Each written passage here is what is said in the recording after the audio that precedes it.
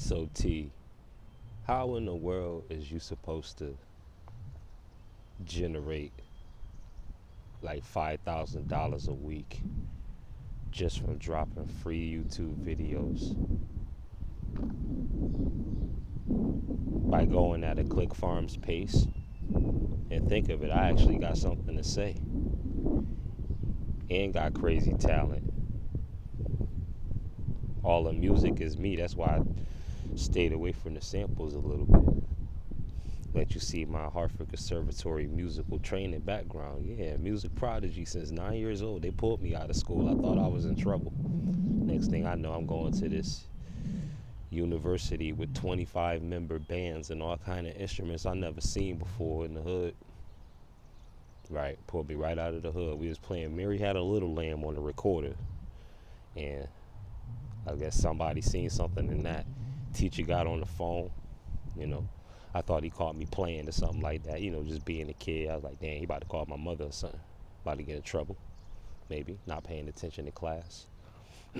Turned out to be quite the opposite. Called me into the principal's office. I was like, what? You know what I mean?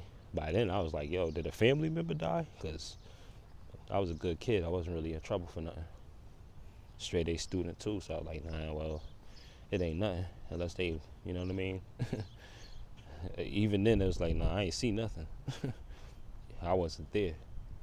I was already ready with that, whatever they was about to talk about. Because I ain't see nothing anyway. But it turned out to be quite the opposite. They was, you know, one thing led to another. I can't remember that much. I was only like 8 or 9 years old.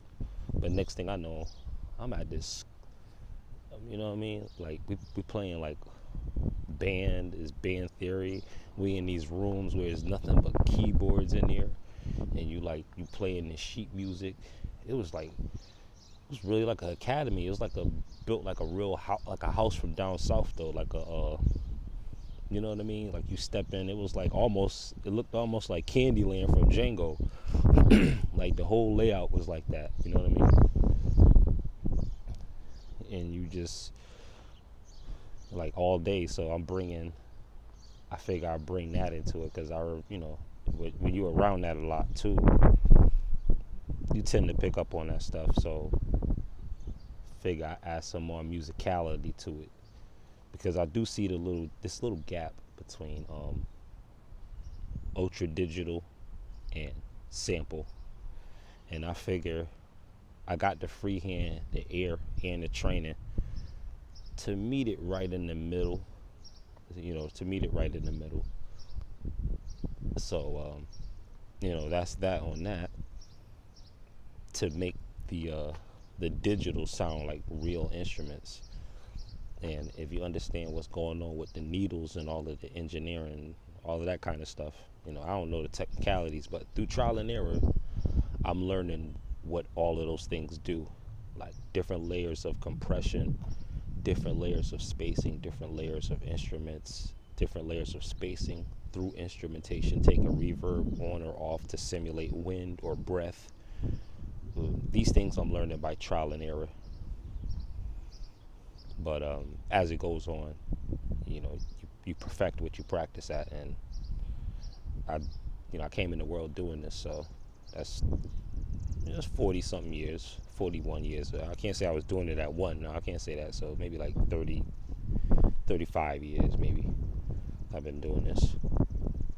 Both the messages and the music actually. And yeah, it made scores of money at it, but it's something you step out of and step back into because, again, I was in the working world real heavy, so that was more the messages, and the music never really got the forefront outside of traditional education that I probably should have given it. But here I am now, better late than never. Super T Sigma, Sigma programming.